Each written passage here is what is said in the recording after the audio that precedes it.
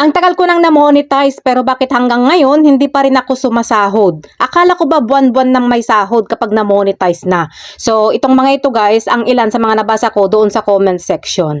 Hindi po kasi ibig sabihin guys na kapag na-monetize na tayo, sasahod na rin po tayo buwan-buwan. Nakadepende pa rin po yan sa mga content na ginagawa natin. Kapag po kasi na-monetize na tayo, doon na tayo mag-isip kung ano yung content na mas papatok sa mga audience natin. Hindi na lang po ito basta-basta content lang gaya nung hindi pa tayo monetize. Dahil kung walang value at hindi engaging yung mga pinopost mo, syempre mahihirapan kang makahanap ng mga audience mo.